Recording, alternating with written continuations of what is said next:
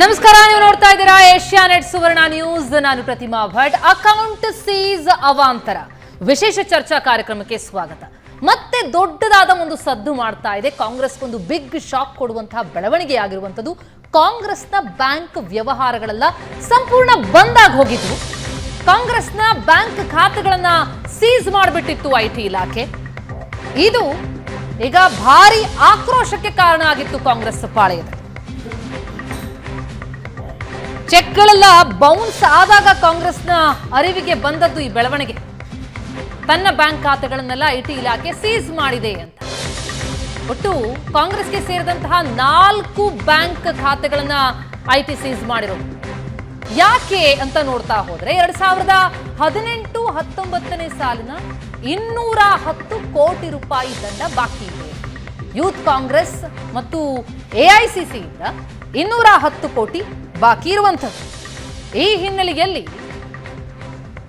Seize ಆಗಿತ್ತು. ಚೆಕ್ಗಳು bounce ಆದಾಗ ಕಾಂಗ್ರೆಸ್ ನಾಯಕರಿಗೆ ಅದರ ಅರಿವು ಬರುತ್ತೆ. ಐಟಿ ಇಲಾಖೆಯ ನಿರ್ಧಾರಕ್ಕೆ ಸಿಡಿದೇಳ್ತಾರೆ ಕಾಂಗ್ರೆಸ್ ನಾಯಕರು. ಬ್ಯಾಂಕ್ ಖಾತೆ ಅಲ್ಲ, ಪ್ರಜಾಪ್ರಭುತ್ವವನ್ನೇ ಸೀಸ್ ಮಾಡಿಬಿಟ್ಟಿದ್ದಾರೆ. ಇದು ಕಾಂಗ್ರೆಸ್ನ ಆಕ್ರೋಶ.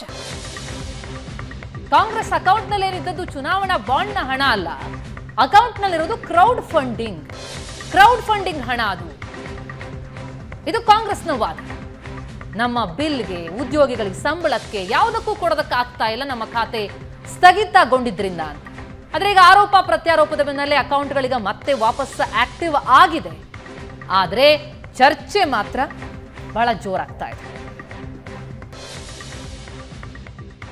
ये बड़े शर्म की बात है. हम लोग ये मांग करते हैं कि अगर अकाउंट फ्रीज होने चाहिए तो जो अनकॉन्स्टिट्यूशनल कॉर्पोरेट बॉन्ड्स जो बीजेपी ने अपने खाते में डाले हुए हैं वो बीजेपी के अकाउंट सील होने चाहिए, वो फ्रीज होने चाहिए, जिसके बारे में सुप्रीम कोर्ट ने कहा है कि ये अनकॉन्स्टिट्यूशनल है.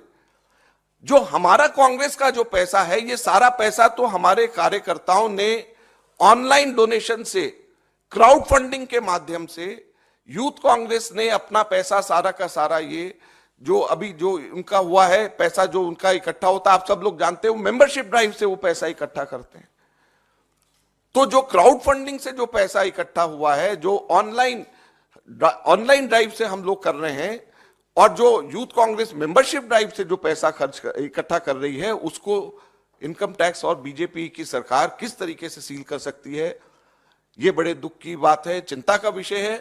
हम लोग अक्सर यहां से कहते हैं कि डेमोक्रेसी हमारे देश के ऊपर उसमें बेड़ियां लग गई हैं.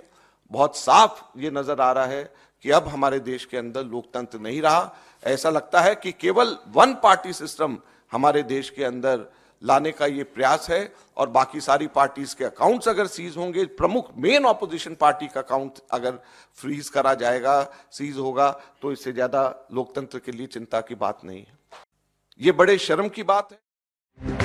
ಅಕೌಂಟ್ ಸೀಸ್ ಆಗ್ತಾ ಇದ್ದಂತೆ, ಬ್ಯಾಂಕ್ ಖಾತೆಗಳು ಸ್ಥಗಿತವಾಗ್ತಾ ಇದ್ದಂತೆ ಐಟಿ ಟ್ರಿಬ್ಯುನಲ್ನ ಮೊರೆ ಹೋಗುತ್ತೆ ಕಾಂಗ್ರೆಸ್.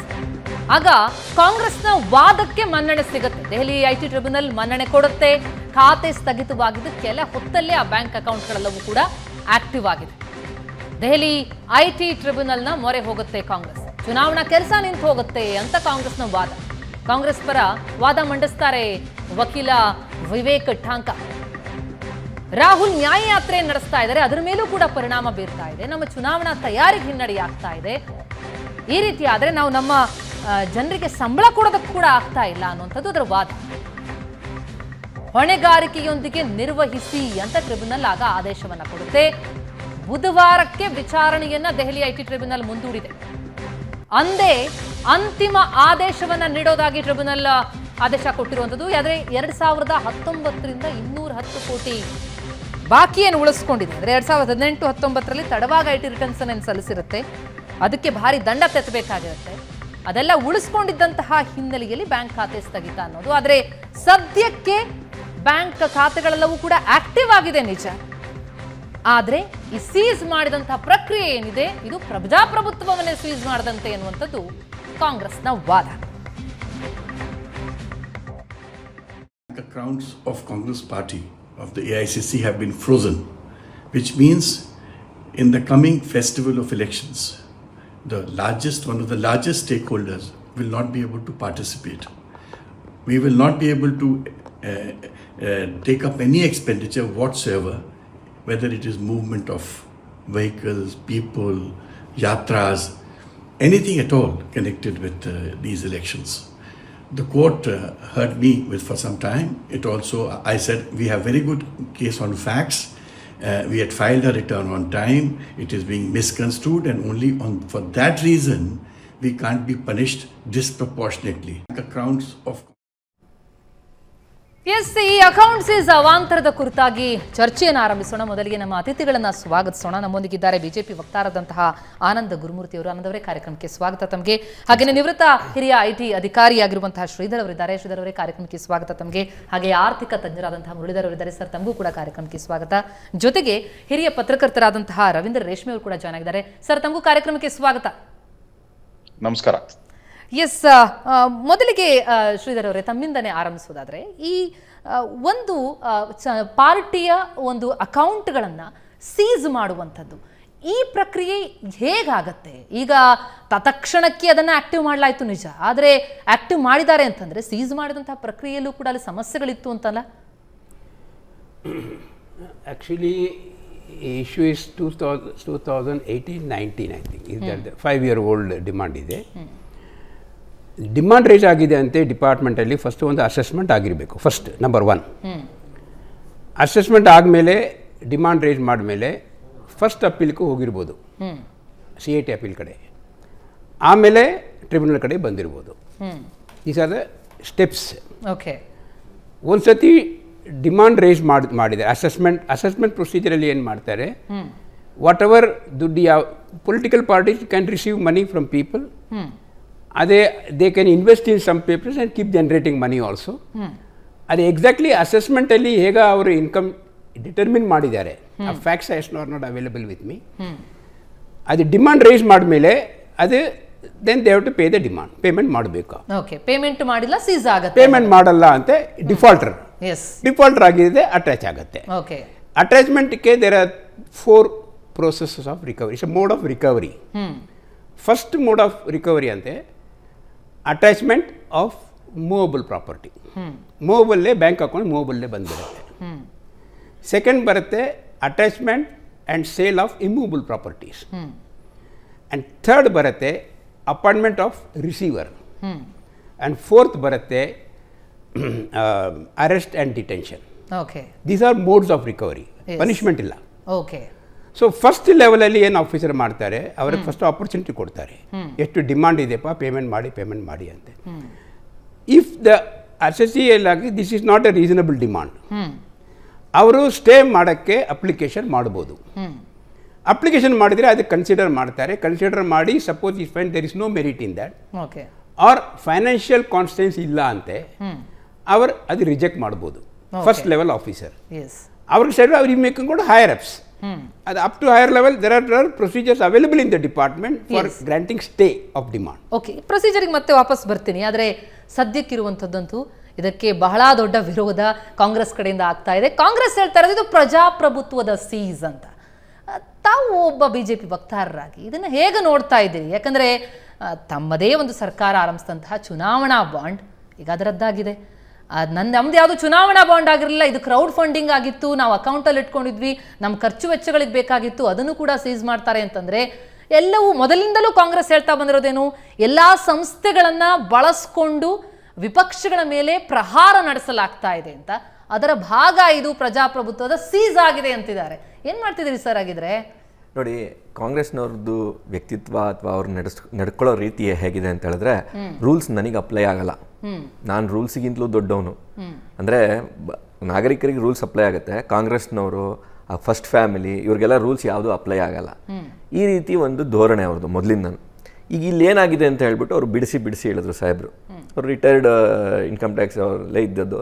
ಸೊ ಅವ್ರು ಬಿಡಿಸಿ ನೀಟಾಗಿ ಹೇಳಿದ್ರು. ಇಲ್ಲೇನಾಗಿದೆ, 5 ವರ್ಷದಿಂದ ಆಗಲೇ ಅಲ್ಲಿ ಇವರು ಕೊಡಬೇಕಾಗಿರೋ ಹಣ ಅಂದರೆ ದೇಶಕ್ಕೆ ಜಮಾ ಮಾಡಬೇಕಾಗಿರೋ ಹಣ ಇಷ್ಟಿದೆ ಅಂತ ಹೇಳ್ಬಿಟ್ಟು ಇನ್ಕಮ್ ಟ್ಯಾಕ್ಸ್ ಡಿಪಾರ್ಟ್ಮೆಂಟ್ ಅವರು ಅವ್ರಿಗೆ ಏನೇನು ಇದೆಯೋ ಪ್ರೊಸೀಜರ್ ಇದೆಯೋ ಎಲ್ಲ ಮಾಡಿದ್ದಾರೆ. 5 ವರ್ಷದಿಂದ ಮಾಡ್ದಿರ ಇವರು ಆ ಪ್ರೊಸೀಜರ್ ಪ್ರಕಾರ ಇಷ್ಟೆಲ್ಲ ಚಾನ್ಸ್ ಕೊಟ್ಟ ಮೇಲೆ ಒಂದು ಅಕೌಂಟ್ನ ಫ್ರೀಸ್ ಮಾಡೋ ಅಂತ ಒಂದು ಪದ್ಧತಿ ಅದು. ಯಾಕೆ? ಡಿಮ್ಯಾಂಡ್ ರೈಸ್ ಮಾಡಿದ್ಮೇಲೆ ಅವರು 5 ವರ್ಷ ಟೈಮ್ ಕೊಟ್ಟು ಎಲ್ಲಾ ತರ ಆಪರ್ಚುನಿಟೀಸ್ ಕೊಟ್ಟು ಇವ್ರಿಗೆ ಮಾತಾಡೋದಿಕ್ಕೆ ಎಲ್ಲ ಆದ್ಮೇಲೆ ಇದೊಂದು ಪ್ರಕ್ರಿಯೆ. ಆ ಪ್ರಕ್ರಿಯೆನ ಇವರು ರಾಜಕೀಯಕ್ಕೆ ಹೋಲಿಸಿ, ಇಲ್ಲ ಇವಾಗ ಏನೋ ನಡೀತಾ ಇರೋ ವಿಷಯಗಳಿಗೆ ಹೋಲಿಸಿ ಈ ತರ ನಡ್ಕೊಂಡ್ರೆ ಇದು ರಾಜಕೀಯವಾಗಿ ಜನ ಒಪ್ತಾರ? ಅದು ಈಗ ಈ ಮೀಡಿಯಾ ಇಷ್ಟೊಂದು ಸ್ಟ್ರಾಂಗ್ ಇರ್ಬೇಕಾದ್ರೆ, ಸೋಷಿಯಲ್ ಮೀಡಿಯಾ ಇಷ್ಟೊಂದು ಸ್ಟ್ರಾಂಗ್ ಇರಬೇಕಾದ್ರೆ ಇವ್ರು ಈ ತರ ಮಾತಾಡೋದ್ರಿಂದ ಏನಾದ್ರೂ ಪ್ರಯೋಜನ ಇದೆಯಾ ಕಾಂಗ್ರೆಸ್ನವರು? ಅಲ್ಲ, ಅವ್ರು ಹೇಳ್ತಿರೋದು ಏನಂದ್ರೆ ಈಗ ಚುನಾವಣಾ ಬಾಂಡ್ ಅನ್ನು ರದ್ದಾಗಿದೆ, ಅಸಂವಿಧಾನಿಕ ಬಾಂಡ್ ನಿಲ್ಲಿಸಬೇಕು ಅಂತಂದ್ರೆ ಮೊದಲು ಬಿಜೆಪಿ ಅಕೌಂಟ್ ಅನ್ನು ಸೀಸ್ ಮಾಡಿ ನಮ್ ಕಡೆ ಯಾಕೆ ಬರ್ತಿದ್ರಿ, ಇದು ಸೆಲೆಕ್ಟಿವ್ ಆಕ್ಟ್ ಅಂತ ಅನ್ನುವಂಥದ್ದು ಅವರ ಆರೋಪ. ಇದು ಬಿಜೆಪಿ ಮಾಡಿರೋದಲ್ಲ, income tax department as per procedure ಮಾಡಿರುವಂತ ಕೆಲಸ. ಇದು ಕಾಂಗ್ರೆಸ್ನವರು ಹುಳುಕು ಅವರಲ್ಲಿದ್ರು ಬೇರೆ ಕಡೆ ಬೆರಳು ಮಾಡಿ ತೋರಿಸಿ ಈಗ ಮಾಡ್ತಾ ಇರೋದೇ ಅವ್ರು ಅದೇ ಕೆಲಸ. ಇಷ್ಟು ದಿನ ಮಾಡ್ಕೊಂಡ್ ಬಂದಿದ್ರು, ಅದೇ ಹೆಂಗಂಗೋ ಮುಚ್ಚಾಕೊಂತ ಇದ್ರು. ಆದ್ರೆ ಈಗ ತುಂಬಾ ಬೆಳಕಿಗೆ ಬರ್ತದೆ ಕಾಂಗ್ರೆಸ್ನವ್ರದ್ದು, ಒಂದೊಂದು ಹುಳಿಕೆ ಬೆಳಕಿಗೆ ಬರ್ತಾ ಇದೆ. ಸುಮ್ನೆ ಆ ಕಡೆ ಈ ಕಡೆ ಬೆರಳು ಮಾಡಿ ತೋರಿಸ್ತಾರೆ, ಜನ ನಂಬ್ತಾ ಇಲ್ಲ, ಜನಕ್ಕೆ ಅರ್ಥ ಆಗ್ತಾ ಇದೆ. ಯಾಕಂದ್ರೆ ಬಿಡಿಸಿ ಜನಕ್ಕೆ ನಾವು ಹೇಳ್ತಾ ಇದೀವಿ, ಬೇರೆಯವರು ಹೇಳ್ತಾ ಇದಾರೆ, ನೀವು ನ್ಯೂಸ್ ಇಂದ ಹೇಳ್ತಾ ಇದೀರಾ. 5 ವರ್ಷದಿಂದ ಇವರು 200 ಕೋಟಿ ರೂಪಾಯಿದು ಡಿಮ್ಯಾಂಡ್ ಇದ್ದಾಗ ಇನ್ಕಮ್ ಟ್ಯಾಕ್ಸ್ ಡಿಪಾರ್ಟ್ಮೆಂಟ್ ಅದನ್ನ ಹೋಗಿ ಅಟೆಂಡ್ ಮಾಡಿದಾರೆ ಕೇಸ್ಗಳನ್ನ. ಯಾಕೆ ಇವರು ಅದನ್ನ ಪಾಲಿಸಿಲ್ಲ ಅಂದ್ರೆ ಇವ್ರು ಏನ್ ಅನ್ಕೊಂಡ್ಬಿಟ್ಟಿದ್ದಾರೆ, ನಾವು ಎಲ್ಲರಿಗಿಂತಲೂ ದೊಡ್ಡವರು, ಈ ದೇಶದಲ್ಲಿ ತೆರಿಗೆ ಕಟ್ಟಬೇಕಾಗಿರೋರು ಸಾಮಾನ್ಯ ಮನುಷ್ಯರು ಮಾತ್ರ, ನಾವು ಕಾಂಗ್ರೆಸ್ನವರು. ಈ ರೀತಿ ಇವರ ಧೋರಣೆಯನ್ನ ಯಾರು ಒಪ್ಪಲ್ಲ. ಅದು ಬಿಜೆಪಿ ಗವರ್ನೆನ್ಸ್ ಅಲ್ಲಂತೂ as per the department rules function ಮಾಡಿ ಅಂತ ನಾವು ಹೇಳ್ಬಿಟ್ಟಿರೋದು ಬಿಟ್ರೆ, ಕಾಂಗ್ರೆಸ್ ಬಿಜೆಪಿ ಅಥವಾ ಇನ್ನೊಂದು ಪಾರ್ಟಿ ಅಥವಾ ಇನ್ನೊಬ್ಬ ದೊಡ್ಡ ಮನುಷ್ಯ ಅಂತ ನಾವು ಆ ರೀತಿ ಯಾವುದೇ ರೀತಿ ರೂಲ್ ಬುಕ್ ನ ಚೇಂಜ್ ಮಾಡಲ್ಲ. ಓಕೆ, ಎಸ್ ಬಹುಶಃ ಅದು ಕಾಂಗ್ರೆಸ್ನ ವಕ್ತಾರರು ನಮ್ಮ ಜೊತೆ ಜಾಯ್ನ್ ಆದ್ಮೇಲೆ ಅವರಿಂದ ತಿಳ್ಕೊಳ್ತೀನಿ ಅವ್ರದ್ದೇನು ವಾದ ಇದೆ ಅಂತ. ಎಸ್ ಮುರಳೀಧರ್ ಸರ್, ಈಗ ಸದ್ಯದ ಈ ಚಿತ್ರಣವನ್ನ ಈಗ ಆಗಿರುವಂತಹ ಬೆಳವಣಿಗೆನ ಗಮನಿಸ್ತಾ ಹೋದಾಗ, ಅಂದರೆ ಈಗ ಸಾಮಾನ್ಯರು ಒಂದು 1000-2000 ರೂಪಾಯಿ ಟ್ಯಾಕ್ಸ್ಗಳನ್ನು ಉಳಿಸ್ಕೊಂಡಾಗಲೂ ಕೂಡ ಅವರ ಮೇಲೆ ಆಗುವಂತಹ ಆ್ಯಕ್ಷನ್ಗಳನ್ನು ನಾವು ಗಮನಿಸ್ತೀವಿ. ಆದರೆ ಒಂದು ಇಷ್ಟು ದೊಡ್ಡದಾದಂಥ ಪೊಲಿಟಿಕಲ್ ಪಾರ್ಟಿ 210 ಕೋಟಿ ದಂಡದ ಬಗ್ಗೆ 5-6 ವರ್ಷದಿಂದ ಸುಮ್ಮನೆ ಇದ್ದು ಅವ್ರಿಗೆ ಯಾವಾಗ ಚೆಕ್ ಬೌನ್ಸ್ಗಳಾಗತ್ತಲ್ಲ ಆವಾಗ ಅವ್ರ ಅರಿವಿಗೆ ಬರುತ್ತೆ ಅಂತಂದರೆ, ಒಂದು ಅದರ ಮೇಲೆ ಆದಂತಹ ಆ್ಯಕ್ಷನ್ ಬಹಳ ತಡವಾಗಾಯಿತು ಅಂತ ಅನಿಸುತ್ತಾ, ಅಥವಾ ಆ್ಯಕ್ಷನ್ ಆದಮೇಲೆ ಅದರಿಂದ ಬರ್ತಾ ಇರುವಂಥ ಪ್ರತಿಕ್ರಿಯೆಗಳನ್ನ ನೋಡ್ತಾ ಹೋದರೆ, ಆಗಲೇ ಆನಂದ್ ಅವ್ರು ಹೇಳಿದಾಗೆ ಹಾಗಿದ್ರೆ ಅವರು ಪ್ರಶ್ನಾತೀತರ? ಈಗ ಪ್ರಶ್ನಾತೀತರ ಪ್ರಶ್ನೆ ಬರಲ್ಲ. ಎಲ್ಲರಿಗಿಂತ ನಾವು ಮೇಲಿದ್ದೀವಿ ಅನ್ನೋದು ವಯಸ್ಸಿನಲ್ಲಿ ಆ ಕಾಂಗ್ರೆಸ್ ಪಕ್ಷ ಮೇಲೆ ಇದೆ, ಒಂದು. ಎರಡನೇದು, politically speaking as a individual, check ಕೊಟ್ಟು ಬೌನ್ಸ್ ಆಗಿದೆ ಅಂದಮೇಲೆ it looks like unaccepted tax ಅಥವಾ ಗ್ಯಾರಂಟಿಡ್ ಟ್ಯಾಕ್ಸು. ಈ ಚೆಕ್ ಬೌನ್ಸ್ ಆಗಿರೋ ವಿಚಾರ ಬೇರೆ ಎಲ್ಲೂ ನಮಗೆ ಸುದ್ದಿಲಿ ಬಂದಿಲ್ಲ, ನಿಮ್ದ್ರಲ್ಲೇ ಬಂದಿರೋದು ಒಂದು. ಎರಡನೇದು, ಕಾನೂನು ವಿಚಾರದಲ್ಲಿ ಒಂದು ಸಲ ನೋಟಿಸ್ ಇಶ್ಯೂ ಮಾಡಿದ ಮೇಲೆ ಅದು ಇಂಡಿವಿಜುವಲ್ಲು, ಪೊಲಿಟಿಕಲ್ಲು, ನ್ಯಾಷನಲ್ಲು ಅಲ್ಲ, ಅದು ಕಾನೂನೇ ಅಷ್ಟೇ. ನೋಟಿಸ್ ಕೊಟ್ಟಿದ್ದಾರೆ, ನಾನ್ ಪರ್ಫಾರ್ಮೆನ್ಸ್ಗೆ ನೋಟಿಸ್ ಕೊಟ್ಟಿರ್ತಾರೆ. ನಾನ್ ಪರ್ಫಾರ್ಮೆನ್ಸ್ ಅಂದರೆ ನಿಮ್ಮ ರಿಪ್ಲೈ ಸರಿ ಇಲ್ಲ, ರಿಟರ್ನ್ಸ್ ಫೈಲ್ ಮಾಡಿಲ್ಲ ಅಂತ ಫಸ್ಟ್ ಸುದ್ದಿ ಬಂತು. ಈಗ ಅವರು ಕಾಂಗ್ರೆಸ್ ಅವರು ಹೇಳಿದ್ದು ನಾವು ರಿಟರ್ನ್ಸ್ ಎಲ್ಲ ಫೈಲ್ ಮಾಡಿದ್ದೀವಿ ಅಂತ. ಅದು ನಿಜಾಂಶನ ಅಂತ ತಿಳ್ಕೊಬೇಕಾಗಿದೆ. ಎರಡನೇದು, ಇನ್ಆಡಿಕ್ವೇಟ್ ರಿಟರ್ನ್ಸ್ ಇರ್ಬೋದು, ರಾಂಗ್ ರಿಟರ್ನ್ಸ್ ಇರ್ಬೋದು, ವಿಳಂಬ ಅಥವಾ ಆಡಿಕ್ವೇಟಾಗಿ ಎಕ್ಸ್ಪ್ಲೈನ್ ಮಾಡಿರಲ್ಲ ಇನ್ಕಮ್ನ. ಇಲ್ಲಿ ಕಾನೂನು ನೋಟಿಸ್ ಕೊಡೋದು ಒಂದು ಪ್ರಕ್ರಿಯೆ, ಕಾನೂನನ್ನು ಉಪಯೋಗಿಸಿ ಆ ಪ್ರಕ್ರಿಯೆನ ವಿಳಂಬ ಮಾಡ್ಕೊಂಡು ಹೋಗ್ತಾ ಇರೋದು ಇನ್ನೊಂದು ಪ್ರಕ್ರಿಯೆ. ಕಾನೂನೇ ಮಾಡಿಕೊಡುತ್ತೆ ಅಡ್ಜಸ್ಟ್ಮೆಂಟ್ಸು, ಲೇಟಾಗಿ ಕಟ್ತೀವಿ ಅಂತ. ಬಟ್ ಈ ಚೆಕ್ ಬೌನ್ಸ್ ಆಗಿದೆ ಅಂದಮೇಲೆ ಇದು ಬೇರೆ ಪ್ರಕ್ರಿಯೆ, ಎರಡು ವಿಚಾರದಲ್ಲಿ ಬರುತ್ತೆ. ಬಟ್ ಅಟ್ಯಾಚ್ಮೆಂಟ್ ಅನ್ನೋದು 120 ಕೋಟಿ 1700 ರೂಪಾಯಿ 17,000 ರೂಪಾಯಿ ಏನು ವ್ಯತ್ಯಾಸ ಇಲ್ಲ. Attachment is attachment. ನಮ್ಮ ಪ್ರಕಾರ, ನಾನು ಇಂಡಿವಿಜುವಲಿ ಕಾಂಗ್ರೆಸ್ ಆ ಹಣನ ಡಿಸ್ಪ್ಯೂಟೆಡ್ ಟ್ಯಾಕ್ಸ್ ಅಂತ ಕಟ್ಬಿಟ್ಟು ಸೈಲೆಂಟ್ ಆಗಿ ಪ್ರೊಸೀಡಿಂಗ್ಸ್ ಮುಂದುವರಿಸಬೇಕಿತ್ತು.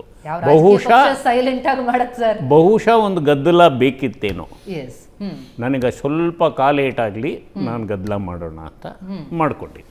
ಎಸ್, ರವೀಂದ್ರೇಶ್ಮಿ ಅವರೇ, ಈಗ ಆಗಿರುವ ಬೆಳವಣಿಗೆ ನೋಡ್ತಾ ಹೋದಾಗ ಮುರಳೀಧರ್ ಸರ್ ಹೇಳಿದಾಗೆ ಒಂದಲ್ಲಿ ಪ್ರೊಸೀಜರಲ್ ಎರರ್ ಆಗಿದೆ, ಅದನ್ನು ಸರಿಪಡಿಸುವಂತಹ ಪ್ರಯತ್ನ ಆಗಬೇಕಿತ್ತು. ಆದರೆ ಕಾಂಗ್ರೆಸ್ ಹೇಳ್ತಾ ಇರೋದೇನು, ಪ್ರಜಾಪ್ರಭುತ್ವದ ಸೀಸ್ ಆಗಿದೆ ಅಂತ. ಅಂದರೆ ಎಲ್ಲ ವಿಚಾರಗಳಲ್ಲೂ ಕೂಡ ರಾಜಕೀಯವನ್ನು ಬೆರೆಸಿ ಅಥವಾ ತನ್ನ ಮೇಲೆ ಅನ್ಯಾಯ ಆಗ್ತಾ ಇದೆ ಅಂತ ಹೇಳಿ ಸಿಂಪತಿ ಆ್ಯಕ್ಟನ್ನು ಮಾಡುವಂಥದ್ದು ವಿಪಕ್ಷಗಳು ಸದಾ ಇಡುವಂತಹ ಒಂದು ಹೆಜ್ಜೆ. ಇದು ಕೂಡ ಅದೇ ಭಾಗ ಅಂತ ಹೇಳ್ತೀರಾ? ನೋಡಿ, ನಮ್ದು ಹೇಳಿ ಕೇಳಿ ಗಣ್ಯ ವ್ಯಕ್ತಿಗಳ ಗಣರಾಜ್ಯ, ಇದೊಂದು VIP ರಿಪಬ್ಲಿಕ್. ಅಧಿಕಾರಸ್ಥ ಗಣ್ಯರು, ಅದರಲ್ಲೂ ವಿಶೇಷವಾಗಿ ಕಾಂಗ್ರೆಸ್ ಪಕ್ಷ ಸ್ವತಂತ್ರ ಭಾರತದ 75 ವರ್ಷಗಳಲ್ಲಿ ಸುಮಾರು 50 ವರ್ಷಗಳ ಕಾಲ ಅಧಿಕಾರ ಅನುಭವಿಸಿರೋ ಕಾಂಗ್ರೆಸ್ಸಿಗರಿಗೆ ತಮ್ಮ ಸಿಂಹಾಸನ ಶಾಶ್ವತ ಅಂತ ಅನ್ಕೊಂಡಿದ್ರು, ತಮ್ಮ ಅಧಿಕಾರ ಅಬಾಧಿತ ಅಂತ ಅನ್ಕೊಂಡಿದ್ರು, ತಮ್ಮ ಅಧಿಪತ್ಯ ಕಾಲಾತೀತ ಅಂತ ಅನ್ಕೊಂಡಿದ್ರು, ತಮ್ಮ ನೀತಿ ನಡವಳಿಕೆಗಳು ಪ್ರಶ್ನಾತೀತ ಅಂತ ಅನ್ಕೊಂಡಿದ್ರು. ಬಹುಶಃ ಅವ್ರ ಕನಸು ಮನಸ್ಸು ನೆನ್ಸಿರ್ಲಿಲ್ಲ ಅಂತ ಕಾಣುತ್ತೆ. ಯಾವುದೋ ಒಂದ್ ದಿವಸ ಈ ನರೇಂದ್ರ ಮೋದಿ ಅನ್ನೋ ಒಬ್ಬ ಕಂಟಕ ಬಂದು ನಮ್ಮನ್ನು ಕಾಡ್ತಾನೆ ಅಂತ ಅಂದ್ಬಿಟ್ಟು. ಅವರು ನೋಡಿ ಎಂಥ ಕಾಕತಾಳೀಯ. ಈ ಒಂದ್ ಕಡೆ ಚುನಾವಣಾ ಬಾಂಡ್ಗಳನ್ನ ಸುಪ್ರೀಂ ಕೋರ್ಟ್ ಅಸಿಂಧುಗೊಳಿಸಿದೆ, ಬಿಜೆಪಿ ಸರ್ಕಾರಕ್ಕೆ ಸ್ವಲ್ಪ ಮುಖಭಂಗ ಆಗಿದೆ. ಮರುದಿವಸವೇ ಇಲ್ಲಿ ಇನ್ಕಮ್ ಟ್ಯಾಕ್ಸ್ ಡಿಪಾರ್ಟ್ಮೆಂಟ್ ಕಾಂಗ್ರೆಸ್ನ ಅಕೌಂಟ್ನ ಫ್ರೀಸ್ ಮಾಡಿದ್ದಾರೆ. ಇದೇ ಸಂದರ್ಭದಲ್ಲೇ ಅಖಿಲ ಭಾರತ ಕಾಂಗ್ರೆಸ್ ಪಕ್ಷದ ಖಜಾಂಚಿ ಅಜಯ್ ಮಕ್ಕೇನ್ ಅವರು ಕರ್ನಾಟಕದ ಮೂಲಕವೇ ರಾಜ್ಯಸಭಾ ಪ್ರವೇಶಕ್ಕೆ ನಾಮಪತ್ರ ಸಲ್ಲಿಸಿದ್ದಾರೆ.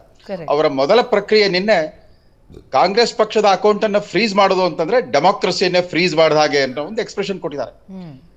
ಕಳೆದ 75 ವರ್ಷದಲ್ಲಿ ಯಾರಾದ್ರೂ ಡೆಮಾಕ್ರಸಿಯನ್ನ ಫ್ರೀಸ್ ಮಾಡಿದ್ರೆ ಅದ್ರ ಕಾಂಗ್ರೆಸ್ನವರೇ. ಅದು ಶ್ರೀಮತಿ ಇಂದಿರಾ ಗಾಂಧಿ ಅವರು 1975 ಜೂನ್ 25ರಿಂದ 1977 ಜನವರಿವರೆಗೂ ದೇಶದ ಪ್ರಜಾಪ್ರಭುತ್ವವನ್ನ ಫ್ರೀಸ್ ಮಾಡಿದ್ರು, ಸಂವಿಧಾನವನ್ನ ಸಸ್ಪೆಂಡ್ ಮಾಡಿದ್ರು, ಎಲ್ಲ ವಿರೋಧ ಪಕ್ಷಗಳನ್ನ ಜೈಲ್ಗೆ ಹಾಕಿದ್ರು, ಪತ್ರಿಕಾ ಸ್ವಾತಂತ್ರ್ಯದ ಮೇಲೆ ಕಡಿವಾಣ ಹಾಕಿದ್ರು, ಸೆನ್ಸರ್ಶಿಪ್ ತಂದಿದ್ರು. ಅದು ಬಿಟ್ರೆ ನಮ್ಮ ಪ್ರಜಾಪ್ರಭುತ್ವ ತೀರಾ ಫ್ರೀಸ್ ಆಗೋ ಸ್ಥಿತಿಗೆ ಏನ್ ಬಂದಿಲ್ಲ. ಆದ್ರೂ ಕೂಡ ಮೇಲ್ನೋಟಕ್ಕೆ ಅನ್ಸುತ್ತೆ ಈ ನರೇಂದ್ರ ಮೋದಿ ಸರ್ಕಾರ ಕಳೆದ 10 ವರ್ಷದಿಂದ ತನ್ನ ಸಂಭಾವ್ಯ ಎದುರಾಳಿಗಳ ವಿರುದ್ಧ ಒಂಥರ ಸೇಡು ಪ್ರತಿಕಾರದ ರಾಜಕಾರಣ ಮಾಡ್ತಾ ಇದೆ. ತನ್ನ ಹತ್ರ ಇರೋ ಬ್ರಹ್ಮಾಸ್ತ್ರಗಳು ಐಟಿ, ಇಡಿ ಇತ್ಯಾದಿಗಳನ್ನೆಲ್ಲ, ಐಟಿ, ಇಡಿ ಮತ್ತು ಸಿಬಿಐ ಇವುಗಳನ್ನೆಲ್ಲ ತನ್ನ ವಿರೋಧಿಗಳ ವಿರುದ್ಧ ಏಕಪಕ್ಷೀಯವಾಗಿ ಬಳಸ್ತಾ ಇದೆ. ಒಬ್ಬನೇ ಒಬ್ಬ ಅಧಿಕಾರಸ್ಥ ಬಿಜೆಪಿ ನಾಯಕನ ವಿರುದ್ಧ ಈ ತರದ ಆರೋಪ ಬಂದಾಗ ಸುಮ್ಮನೆ ಇರ್ತಾರೆ, ಅಥವಾ ತಮ್ಮ ಮಿತ್ರ ಪಕ್ಷದ ನಾಯಕರ ವಿಚಾರದಲ್ಲಿ ಸುಮ್ಮನೆ ಇರ್ತಾರೆ. ತಮ್ಮ ತತ್ಕ್ಷಣದ ಪ್ರತಿಸ್ಪರ್ಧಿ ಯಾರಂತಾರೋ ಅವ್ರ ವಿರುದ್ಧನೇ ಸೇಡು ಪ್ರತಿಕಾರದ ರಾಜಕಾರಣ ಮಾಡ್ತಾರ ಒಂದು ವಾತಾವರಣ ಇದೆ. ಅದ್ರ ಲಾಭ ಪಡ್ಕೊಂಡ್ಬಿಟ್ಟು ಕಾಂಗ್ರೆಸ್ ಪಲಾಯನ ಮಾಡೋ ಹಾಗಿಲ್ಲ. ತನ್ನ ಆರ್ಥಿಕ ಹೊಣೆಗಾರಿಕೆಯನ್ನ, ತನ್ನ ಕಾನೂನಾತ್ಮಕ ಜವಾಬ್ದಾರಿಗಳನ್ನ ನಿರ್ವಹಿಸೋದ್ರಲ್ಲಿ ಲೋಪ ಆದಾಗ ಗೌರವಯುತ ಒಪ್ಪಿಬಿಡ್ಬೇಕು. ಅಯ್ಯೋ ಏನೋ ಆಗಿದೆ, ಲೋಪ ಆಗಿದೆ, ಬಟ್ ನಾವು ಸರಿಪಡಿಸ್ತೇವೆ, ನಾವು ತೆರಿಗೆ ಇಲಾಖೆ ಪ್ರಾಧಿಕಾರಕ್ಕೆ ನಾವು ಕನ್ವಿನ್ಸ್ ಮಾಡ್ತೇವೆ. ಆಮೇಲೆ ಅವ್ರು ಹೇಳಿದಂತ ಸರ್ ಬಹುಶಃ ನಾವು ಆದ್ರೆ ತಪ್ಪಾದ್ರೆ ಒಪ್ಕೊಂಡ್ಬಿಡ್ತೀವಿ. ರಾಜಕೀಯ ಪಕ್ಷಗಳು ಎಲ್ಲದರಲ್ಲೂ ರಾಜಕೀಯ ಲಾಭ ಏನು ಅಂತ ನೋಡ್ತವೆ. ಹಾಗಾಗಿ ಆ ಲಾಭ ನಷ್ಟಗಳ ವಿಚಾರದ ಬಗ್ಗೆ, ಜೊತೆಗೆ ಈಗ ಆಗ್ತಾ ಇರುವಂತಹ ಬೆಳವಣಿಗೆ, ಮುಂದಿನ ಪ್ರಕ್ರಿಯೆಗಳ ಬಗ್ಗೆ ಕೂಡ ನಾನು ಚರ್ಚೆಯನ್ನು ಮುಂದುವರಿಸ್ತೀನಿ. ಒಂದು ಕ್ವಿಕ್ ಬ್ರೇಕ್ನ ಸಮಯ ಆಗ್ತಾ ಇದೆ. ಬ್ರೇಕ್ ಆದ್ಮೇಲೆ ಚರ್ಚೆ ಮುಂದುವರಿಯುತ್ತೆ.